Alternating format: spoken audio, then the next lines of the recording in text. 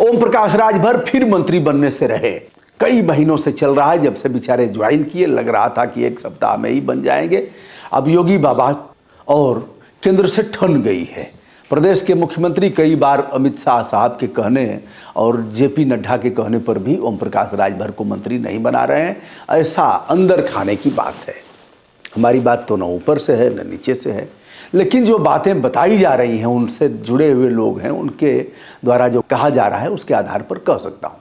अब ओम प्रकाश राजभर बेचारे कम से कम सैकड़ों बार कह चुके हैं कि अब देखिए ना, बस मंत्रिमंडल का विस्तार होगा तो हम मंत्री बनेंगे। मंत्री बनने से रोकेगा कौन? मंत्री तो बनना ही है, सब ऊपर से तय हो गया है। अब ऊपर वालों ने कहा, मुख्यमंत्री ने कहा कि ऐसे थोड़ी चलेगा, आओ ना लटक करके आओ और फिर बताओ, हमारे साथ काम करना है ना। एक दो बार प्रदेश के मुख्यमंत्री ने इशारे में कह दिया कि ठीक है, केंद्र में इनको सांसदीय चुनाव लड़ाया जाए, लोकसभा का टिकट दे दिया जाए, चुनाव लड़े, तब तक ऐसे ही लटकाया जाए, कोई ज़रूरी है कि इनको मंत्रिमंडल में शामिल किया जाए। बहरहाल अमित शाह और जेपी नड्डा साहब ने कई बार इशारा किया, लेकिन योगी इस बात को मानने के लिए तैयार नहीं है। योगी आदित्यनाथ योगी का यह मानना है कि किसी का, ओम प्रकाश राजभर जैसा व्यक्ति किसी का नहीं हो सकता और हम अपने साथ इन्हें कदापि शामिल करना नहीं चाहते, तब तक लटकाए रखा जाए। मैंने पिछले दिनों कई वीडियो इस आशय का किया था। इधर के दिनों में कुछ भीतर से जो सत्ता के साथ जुड़े हुए लोग हैं, उनसे हमारी बात हुई तो उन लोगों ने इस तरह का आशय स्पष्ट किया। अब जहाँ तक लोकसभा चुनाव 2024 का सवाल है, तो 2024 के 3 सीटें उत्तर प्रदेश से मांग रहे हैं और 2 सीटें बिहार से।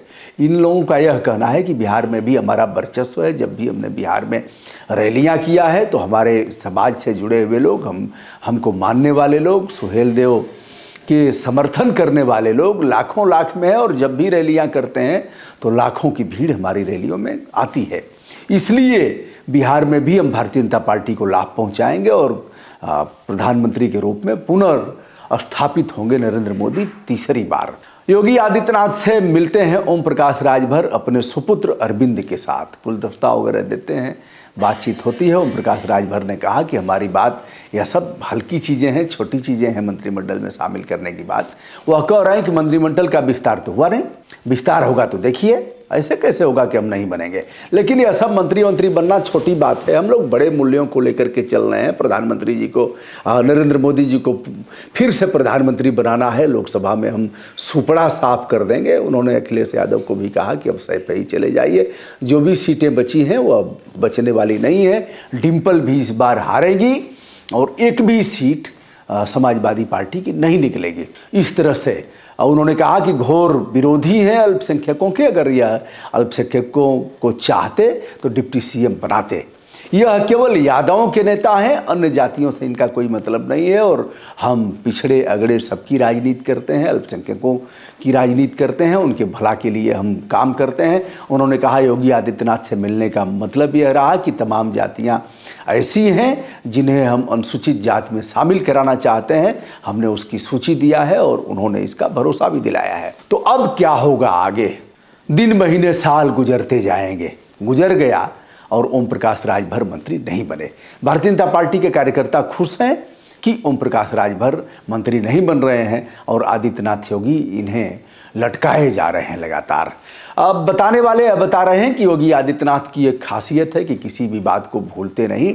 अगर इनके साथ कोई अच्छा हुआ है तो उसे भी स्मरण करेंगे और अगर कुछ बुरा हुआ है, इनके खिलाफ किसी ने कुछ बुरा कह दिया, किसी ने कुछ बुरा किया, तो उसे स्मरण करेंगे हमेशा और समय आने पर उसका बदला लेंगे। यह प्रतिक्रियावादी हैं, संत होने के साथ साथ प्रतिक्रियावादी हैं और क्षमा करना नहीं जानते।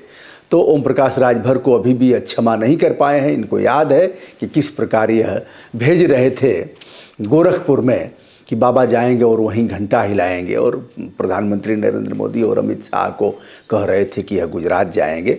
तो ठीक है, वो लोग भूल जाएंगे, मैं नहीं भूलूंगा। और उनका यह सोचना है कि जैसे वहाँ रह करके हमें कोस रहे थे समाजवादी पार्टी के साथ, वैसे ही यह यहाँ रह करके समाजवादी पार्टी को कोसेंगे। फिर अगर पलटा मारेंगे तो फिर यह कोसने का काम करेंगे। यह किसी के है नहीं, इसलिए जितना लटकाओ उतना ही ठीक है, इनके समझ में आ जाए। तो योगी बाबा समझा रहे हैं, कब तक समझाएंगे और कब तक त्रिशंकु की भांति लटके रहेंगे ओम प्रकाश राजभर। जैसे विश्वामित्र ने अपने तपोबल के बल पर त्रिशंकु को सीधे स्वर्ग भेज दिया, और जब इंद्र ने देखा इंद्रासन हिल गया किया, तो सीधे सीधे शरीर के साथ कोई व्यक्ति आ रहा है स्वर्ग पर, अब स्वर्ग का महत्व क्या रह जाएगा। तो उन्होंने त्रिशंकु को अपने तपोबल से मार करके नीचे किया। इधर से विश्वामित्र जी का तपोबल था, यह नीचे आने नहीं दिए और त्रिशंकु लटक गए बीच में ही। फिर उनकी लार टपकी, उसी से कर्मनाशा नदी का निर्माण हुआ, जो उत्तर प्रदेश और बिहार का सीमांकन करती है। तो ओम प्रकाश राजभर त्रिशंकु की तरह लटके हुए हैं। ओम प्रकाश का यह कहना है कि मैं भी मिनिस्टर बनूंगा और दारा भाई भी मिनिस्टर बनेगा। जो दारा पिछले दिनों घोसी से चुनाव हारा, वही दारा जो पहले समाजवादी पार्टी में जो दारा था, पहले बहुजन समाज पार्टी में दारा था, फिर भारतीय जनता पार्टी में दारा आया, दारा हारा, बुरी तरह से हारा, और फिर वह दारा भी मंत्री दारा बनेंगे, दारा बनेगा नहीं, दारा बनेंगे मंत्री। तो देखिए समय बताएगा क्या है, लेकिन यह राजनीति का तकाजा है और राजनीति के बड़े बड़े अपने अपने ढंग हैं। यह लोग खूब इसे बखूबी करना जानते हैं। पल में तोला पल में मासा, पल में रंग बदलती है, जिसको चाहे पागल कर दे। दोस्तों, मैं हूं ब्रजभूषण दुबे, विनम्रता के साथ हमारा प्रणाम। ओम प्रकाश राजभर कब बनेंगे मंत्री बनेंगे या फिर लोकसभा का चुनाव लड़ेंगे, या तो समय ही बताएगा, या फिर तीसरा ऑप्शन यह है कि पलटा मार करके वह कांग्रेस के साथ चले जाए, जहां अभी तक उनका पदार्पण नहीं हो पाया है। प्रणाम।